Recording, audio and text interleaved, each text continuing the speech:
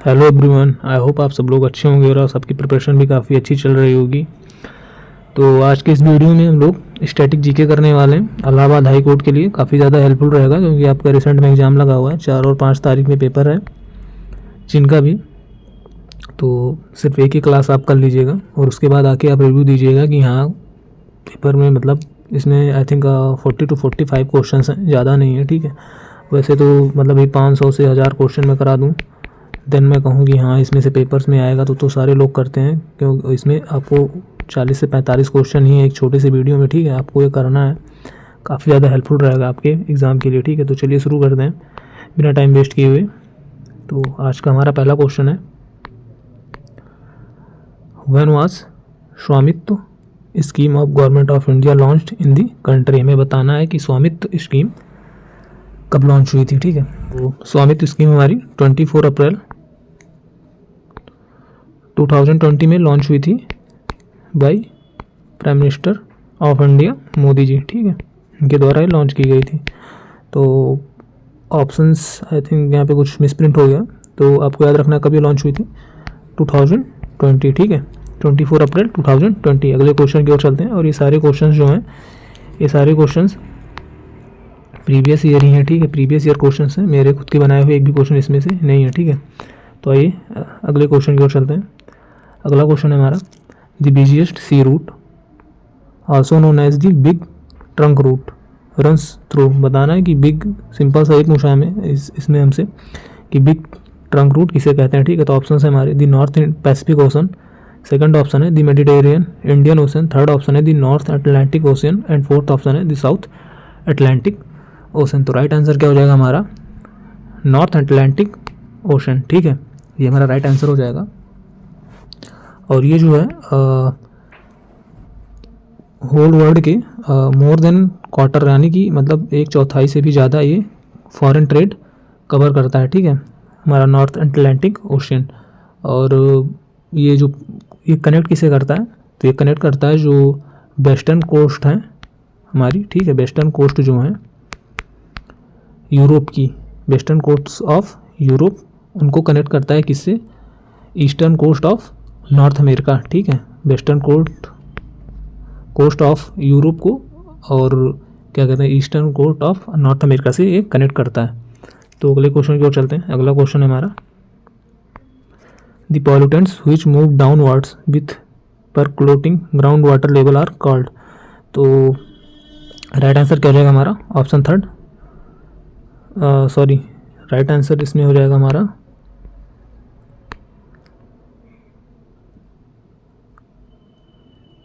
Leachates. Okay, right answer option second हो जाएगा जो कि है लीचेट्स।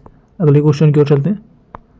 अगला क्वेश्चन है हमारा, the Buddha's teaching have been reconstructed from stories found mainly in the.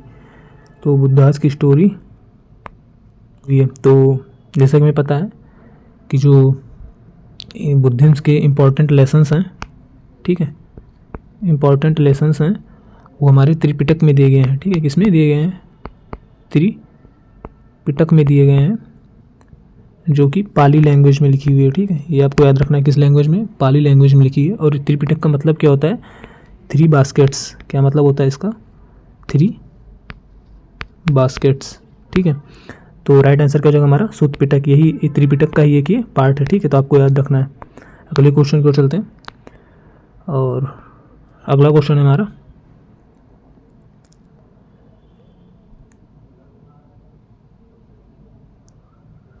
Who amongst the following is the daughter of the one of the most important rulers in early Indian history, Chandragupta second. Chandragupta second की daughter का नाम बताना है हमें। तो right answer क्या हो जाएगा हमारा, option second which is Prabhati Gupta. ठीक है, और इनकी माँ का क्या नाम था, प्रभति गुप्ता का कुबेर नागा। क्या नाम था, कुबेर नागा। ठीक है, इनकी माता का नाम था। और इनकी शादी किससे हुई थी, तो रुद्रसेन सेकंड से इनकी शादी हुई थी। किससे हुई थी,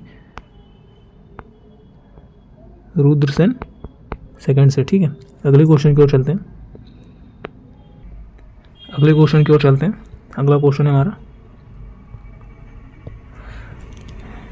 gents are distinct pieces of. तो राइट आंसर क्या हो जाएगा हमारा, डीएनए। और डीएनए का फुल फॉर्म आपको याद रखना है। ठीक है, ऑक्सीरिबोन्यूक्लिक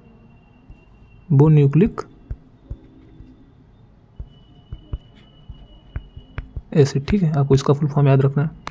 अगले क्वेश्चन की ओर चलते हैं। अगला क्वेश्चन है हमारा ecology is the study of, ecology किस चीज़ की स्टडी है, ठीक है। तो ऑप्शन है ways in which organisms interact with their non living surroundings, option second है एनवायरमेंटल वेरिएशन, ऑप्शन थर्ड है ways in which organisms interact which each other and with their non living surroundings, और fourth option है ways in which organisms interact with each other, ठीक है। तो ecology क्या होता है, इकोलॉजी स्टडी होती है कि जो ऑर्गेनिज्म है वो कैसे इंटरेक्ट करते हैं एक दूसरे से और इन्वायरमेंट से, ठीक है। तो यहाँ पर नॉन लिविंग्स, तो ऑप्शन 4 हमारा सही होगा, ठीक है। और इसमें थोड़ा सा आगे ऐड करेंगे and each other and their, sorry each other and their environment, ठीक है। अगले क्वेश्चन को चलते हैं। अगला क्वेश्चन है हमारा occupational structure of a country refers to a distribution division in on the basis of, तो राइट आंसर क्या हो जाएगा हमारा प्रोफेशन हो जाएगा, क्योंकि ये जो होता है ऑक्यूपेशनल स्ट्रक्चर जो होता है किसी कंट्री का, वो ऑक्यूपेशनल स्ट्रक्चर जो होता है वो इस पर डिपेंड करता है कि वर्किंग फोर्स का डिस्ट्रीब्यूशन कैसे, मतलब डिफरेंट ऑक्यूपेशन कैसे उनको डिस्ट्रीब्यूट किया गया है, ठीक है, कैसे उनको डिस्ट्रीब्यूट किया, डिस्ट्रीब्यूशन ऑफ वर्किंग फोर्स, ठीक है, ऑफ वर्किंग फोर्स। तो अगले क्वेश्चन की ओर चलते हैं।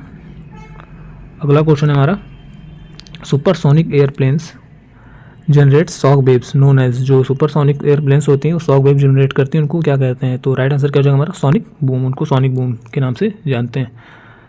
अगले क्वेश्चन की ओर चलते हैं। अगला क्वेश्चन है हमारा the programme that has been introduced by the Indian government to address the issue of decline of child sex ratio is, तो बेटी पढ़ाओ योजना, सफल बेटी योजना, बेटी बचाओ बेटी पढ़ाओ, या फिर एवरी गर्ल एजुकेशन प्रोग्राम, तो राइट आंसर क्या हो जाएगा हमारा बेटी बचाओ बेटी पढ़ाओ। ये लॉन्च कब हुआ था आपको याद रखना है, तो ये लॉन्च हुआ था हमारा 22 जनवरी 2015 by PM of India Modi ji की, ठीक है, नरेंद्र मोदी जी, ठीक। एंड रीज़न क्या था, तो इसका रीज़न ये हो जाएगा जो सिलेक्टिव अबॉर्शन था, यानी कि सेक्स सिलेक्टिव अबॉर्शन था, ठीक है, सिलेक्टिव अबॉर्शन, ठीक। तो अगले क्वेश्चन की ओर चलते हैं। अगला क्वेश्चन है हमारा he is often known as the father of Indian archaeology, archaeology का फादर किसे कहते हैं, तो राइट आंसर क्या हो जाएगा हमारा option third which is Alexander Cunningham. अगले क्वेश्चन की ओर चलते हैं। और अगला क्वेश्चन है हमारा, ये वीडियो में काफ़ी जल्दी कर रहा हूँ, तो इसका मतलब नहीं है कि मतलब इंपॉर्टेंट नहीं है, सारे क्वेश्चन इंपॉर्टेंट है, मैं इसलिए कर रहा हूँ जल्दी जल्दी, ताकि आपका ज़्यादा टाइम वेस्ट ना हो और आप अपने जो जैसे कि हिंदी है, मैथ्स है, इन सबको आप अच्छे से रिवाइज कर सकें, ठीक है। तो चलिए फिर जल्दी जल्दी क्वेश्चंस को ख़त्म कर लेते हैं। Which of the following was not introduced in the 42nd amendment 1976 to the Indian constitution, हमें बताना है कि 42nd अमेंडमेंट से किसे ऐड किया नहीं गया था। तो ऑप्शन हमारा change in the wording of preamble, laid down 10 fundamental duties, unity of the nation change to unity and integrity of the nation, और लास्ट ऑप्शन है reduce the voting age from 21 to 18 years. तो fourth option हमारा correct हो जाएगा, और ये हमने 61st constitution amendment act of 1989 से चेंज किया था, ठीक है। और ये भी हमारा सही है, ये भी सही है, ये भी सही है, तीनों 42nd अमेंडमेंट से किए गए थे। 42nd अमेंडमेंट से हमने 3 वर्ड्स जोड़े थे, सेकुलर, सोशलिस्ट, इंटीग्रिटी, ठीक है। तो ये आपको याद रखना है, सोशलिस्ट, सेकुलर और इंटीग्रिटी। 10 फंडामेंटल ड्यूटीज़ हमने ऐड की थी, और अभी एक और ऐड होगी, अभी प्रेजेंट में कितनी है 11 है, तो आपको बतानी 11वीं कौन सी है और उसको हमने कब ऐड किया था, ठीक है, ये आपको बताना है। Unity of the nation change to unity and integrity of the nation, ये भी सही है, ठीक है। तो अगले क्वेश्चन की ओर चलते हैं। अगला क्वेश्चन है हमारा state the place where United Nation environment programme headquarter situated, यानी कि UNP का हेडक्वार्टर कहाँ पर है, तो ऑप्शन है जिनेवा, नैरोबी, लैंस और कैरियो। तो कहाँ पे है, नैरोबी में है, जो कि केनिया में है, ठीक है। और आपको UNP का फुल फॉर्म भी याद होना चाहिए। तो अगले क्वेश्चन की ओर चलते हैं। अगला क्वेश्चन है हमारा when we say that we have federal system of governments in India, what does it imply, मतलब कि हमें बताना है फेडरल सिस्टम का मतलब क्या होता है। फेडरल सिस्टम का सिंपल सही मतलब होता है कि जो पावर्स हैं, ठीक है, जो पावर्स हैं और जो रिस्पॉन्सिबिलिटी हैं, पावर्स एंड रिस्पॉन्सिबिलिटी जो भी हैं, ठीक है, वो सेंट्रल गवर्नमेंट और स्टेट गवर्नमेंट में डिवाइड है, ठीक है। तो provides equal social economic and political opportunity to all citizens, ये इसका मतलब नहीं है। गारंटीज फ्रीडम फेथ, ये भी नहीं है। Different state and provinces of the country have powers to make their own laws and decision, तो थर्ड ऑप्शन इसका राइट आंसर हो जाएगा, ठीक है। तो चलिए अगले क्वेश्चन को चलते हैं। अगला क्वेश्चन है हमारा, who was the youngest ever and only Asian member of grand salon in Paris, तो राइट आंसर किसका क्या हो जाएगा, अमृता शेरगिल। आपको ये बताना है कि इन्होंने कब ग्रैंड सैलन इन पेरिस में कब, मतलब इन्होंने कब जीता था और ये है कौन, ठीक है। तो अमृता शेरगिल जो हैं, अमृता शेरगिल जो हैं, ये एक Indian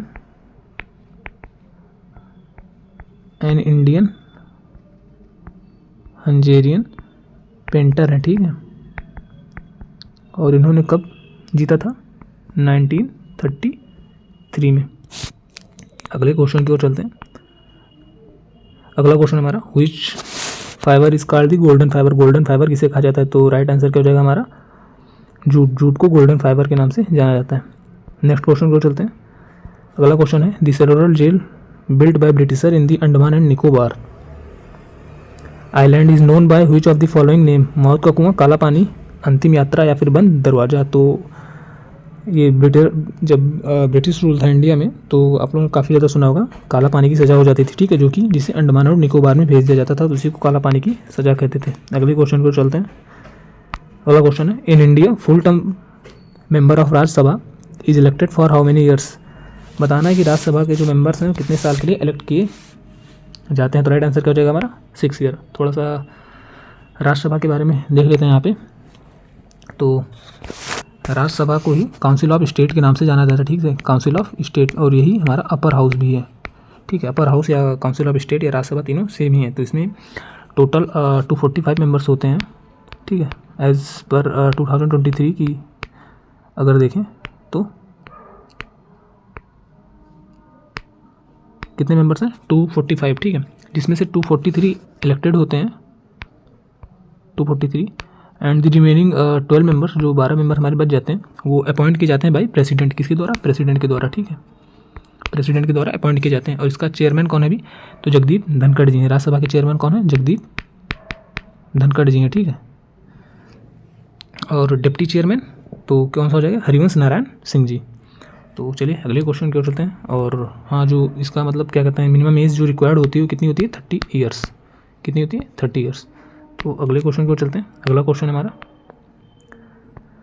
Hitler was the dictator of which country, तो हिटलर किस कंट्री का डिक्टेटर था, तो सबको पता होगा किस कंट्री का था, जर्मनी का था। अगले क्वेश्चन को चलते हैं। अगला क्वेश्चन है, the first battle of Panipat was fought in which year, तो पहला Panipat of battle of Panipat कब हुआ था, तो यहाँ पे मैंने फर्स्ट लिखा है, आपको सेकेंड, थर्ड ये सारी पता होनी चाहिए, और किसके बीच में हुआ था और किसने उसे जीता था ये भी आपको मालूम होना चाहिए। तो राइट आंसर क्या हो जाएगा मेरा, 1526। सेकंड की बात कर लें तो सेकंड हमारा होता 1556 में, कब हुआ था,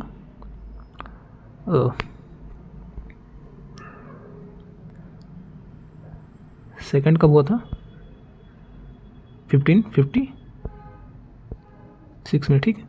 और फर्स्ट जो हुआ था ये किसके बीच में हुआ था, बाबर और लोधी आर्मी, किसके, Babar and Lodhi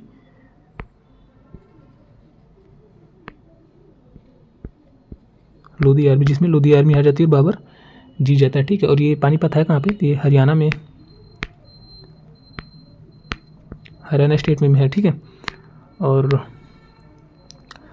second battle की बात करें तो ये हमारी मुग़ल आर्मी, ठीक है, किसके बीच में, मुग़ल आर्मी और एक हेमू जी के बीच में हुई थी। हेमू कौन था, एक हिंदू रूलर थे, ठीक है, इन्हें लास्ट हिंदू रूलर भी कहते हैं, ठीक है, जिसमें हेमू हार जाते हैं और मुग़ल आर्मी जीतती है। और अगर थर्ड की बात करें तो ये मराठा और अफ़गान आर्मी में होता है, जिसमें कई मराठा आर्मी हार जाती है और अफ़गान आर्मी उस वार को जीतती है। तो अगले क्वेश्चन की ओर चलते हैं। अगला क्वेश्चन है हमारा, incredible India is the tag line of which organisation. तो राइट आंसर क्या हो जाएगा हमारा, इंडियन टूरिज्म। अगले क्वेश्चन की ओर चलते हैं और आपको इंडियन रेलवेज की टैग लाइन आपको बतानी है, ठीक है। अगले क्वेश्चन की ओर चलते हैं। अगला क्वेश्चन है, the festival of Bihu is traditionally celebrated in which state. तो बिहू किस स्टेट का फेस्टिवल है। तो बिहार का है, पंजाब का है, केरला का। तो ये फेस्टिवल यहाँ पे देख भी लेते हैं हम लोग। तो बिहार का क्या हो जाएगा हमारा, बिहार का छठ पूजा हो जाएगा, ठीक है। क्या हो जाएगा, छठ पूजा हो जाएगा। पंजाब की बात करें तो पंजाब का बैसाखी लोहरी, ठीक है। क्या क्या, बैसाखी लोहरी, लोहरी।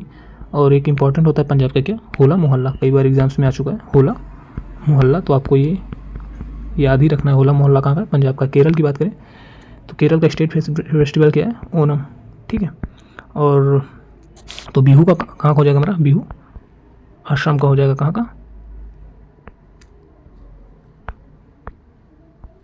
बिहू हमारा असम का हो जाएगा। तो अगले क्वेश्चन की ओर चलते हैं और अगला क्वेश्चन है हमारा, और आपको यूपी के सारे फेस्टिवल आपको बताने हैं, ठीक है। तो अगले को क्वेश्चन की ओर चलते हैं। Baghdad is the capital of which country. Baghdad किस कंट्री की कैपिटल है। तो आंसर क्या हो जाएगा हमारा, इराक की कैपिटल है।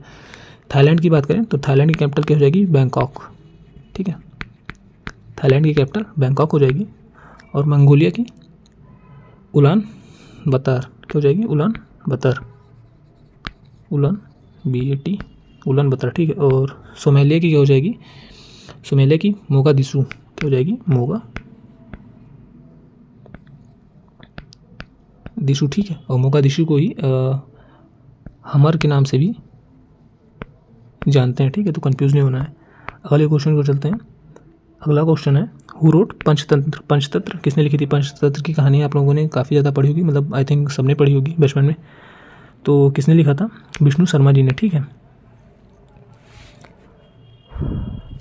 अगले क्वेश्चन की ओर चलते हैं और अगला क्वेश्चन है हमारा, name the autobiography of Sachin Tendulkar. Sachin Tendulkar ji की ऑटोबायोग्राफी का क्या नाम है। तो राइट आंसर इसका क्या हो जाएगा, playing it my way. Wings of fire किसकी है, ये आपको बताना है, ठीक है। आत्मकथा डॉक्टर राजेंद्र प्रसाद जी की है, ठीक है। किसकी है, डॉक्टर राजेंद्र प्रसाद जी की है, ठीक है। और माई कंट्री माई लाइफ, तो ये LK आडवाणी जी की है। किसकी है,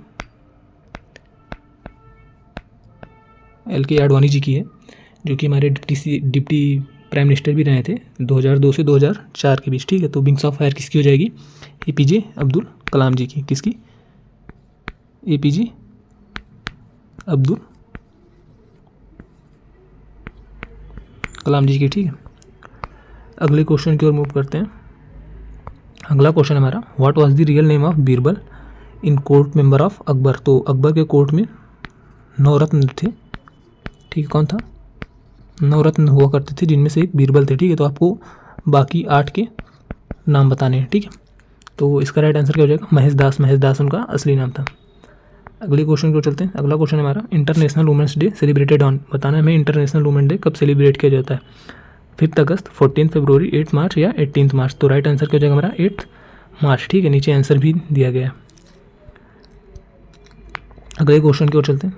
अगला क्वेश्चन है, name the first Indian to win gold in gymnastic world challenge cup 2018। तो राइट आंसर क्या हो जाएगा, दीपा कर्माकर। तो यहाँ पर ऑप्शन में मैरी कॉम भी है, मैरी कॉम जी का भी नाम है। तो मैरी कॉम जी हमारी क्या है, एक बॉक्सर हैं, ठीक है। कहाँ के हैं, बॉक्सर हैं, ठीक। और ये कहाँ के हैं, मणिपुर की हैं, ठीक है। और ये मतलब ओनली फीमेल हैं जिन्होंने क्या कहते हैं 6 बार इनका रिकॉर्ड है किसमें, वर्ल्ड अमेचर बॉक्सिंग चैम्पियन में, ठीक है। 6 बार इन्होंने इनके नाम पे रिकॉर्ड है 6 बार जीतने का, वर्ल्ड अमेचर बॉक्सिंग चैम्पियनशिप। और ये ओनली फीमेल बॉक्सर भी हैं जिन्होंने जो हमारे 7 वर्ल्ड चैम्पियनशिप होती है उसमें मेडल, 7 में मेडल जीतने जीतने के नाम पे, ठीक है।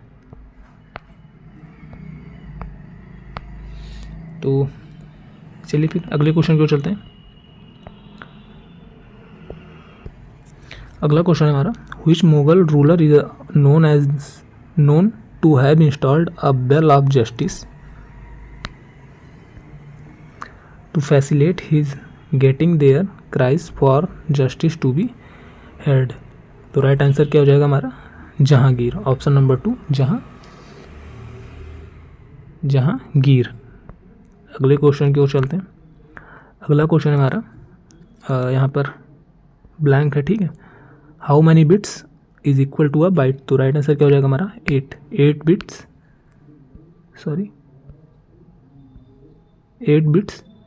इक्वल टू अ बाइट, ठीक है। एक बाइट के इक्वल होता है 8 बिट्स। और 1 MB में कितना होता है, 1024 बाइट्स होती हैं, ठीक है। और 1 GB में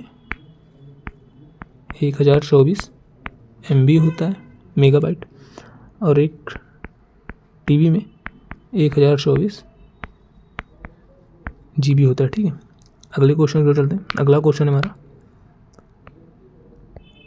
which one of the following Indians won the Nobel prize in literature. मतलब लिटरेचर में किसने नोबेल प्राइज जीता है, कौन से वैसे वो इंडियन है। तो राइट आंसर क्या हो जाएगा हमारा, रविन्द्रनाथ टैगोर जी, ठीक है। अगले क्वेश्चन की ओर चलते हैं। अगला क्वेश्चन हमारा, which of the following disease is not caused by a virus. Virus से कौन सी डिजीज है जो कि नहीं होती। तो कौन सा हो जाएगा हमारा, इन्फ्लुएंजा भी वायरस से होता है, हेपेटाइटिस भी वायरस से होती है, तो एथलीट फूट ये वायरस से नहीं होती। तो राइट आंसर क्या हो जाएगा हमारा, सेकंड ऑप्शन। अगले क्वेश्चन की ओर मूव करते हैं। और अगला क्वेश्चन है हमारा, which option represent the correct order in which these events occurred during Indian freedom movement. तो पहला क्या है, death of Lala Lajpat Rai ji, Chauri Chaura incident, Jallianwala Bagh and formation of Muslim League. तो इसके लिए आपको इनकी डेट्स पता होनी चाहिए। तो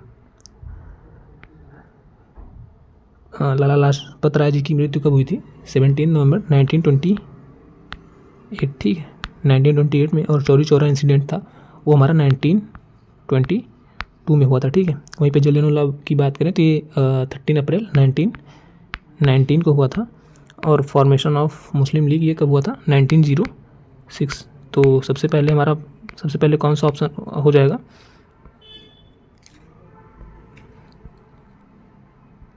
1906। तो सबसे पहले फोर्थ आएगा, तो सेकंड ऑप्शन कट जाएगा, ठीक है। थर्ड और फर्स्ट, देन उसके बाद हमारा थर्ड आएगा, तो option number third correct answer हो जाएगा, ठीक है। 4 3 2 1, ठीक। तो आगे चलते हैं। और अगला क्वेश्चन है हमारा, which of the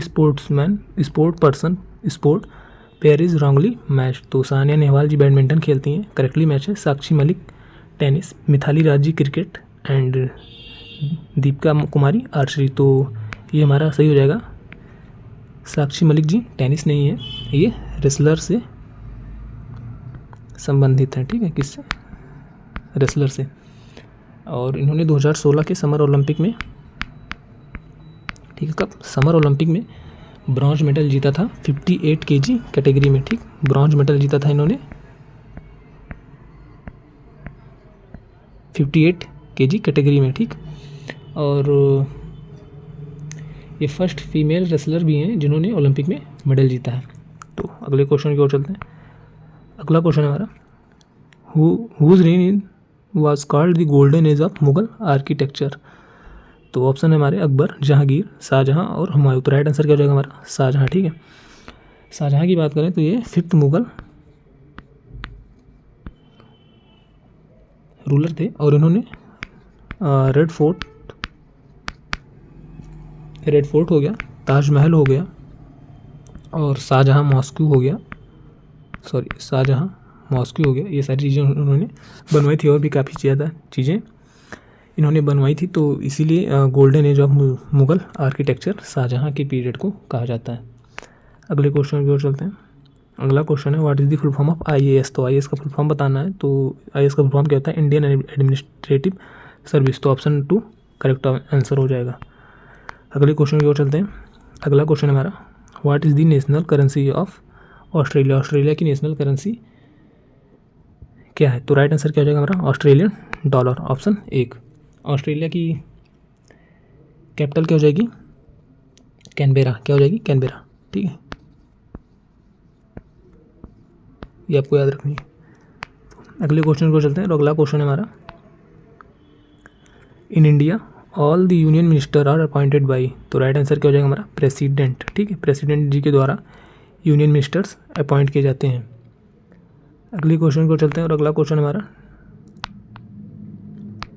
deficiency of, यहाँ पर फिल इन द ब्लैंक्स है, किस विटामिन की डिफिशियंसी से रिकेट्स होते हैं। तो राइट आंसर क्या हो जाएगा हमारा?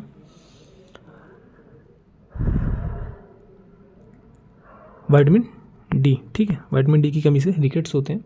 और विटामिन ई की बात करें तो इससे हमारे आई प्रॉब्लम होती है, ठीक है, स्किन इशू होते हैं, ठीक है, ये सारी चीज़ें इससे होती हैं। अगले क्वेश्चन की ओर मूव करें। अगला क्वेश्चन है हमारा, statue of liberty is located in. Statue of liberty कहाँ पर लोकेटेड है? तो कहाँ पे हो जाएगी? USA, यानी कि the United state of America. और इसकी थोड़ी सी बात कर लें तो न्यूयॉर्क सिटी में है ये। कहाँ पे है? सॉरी,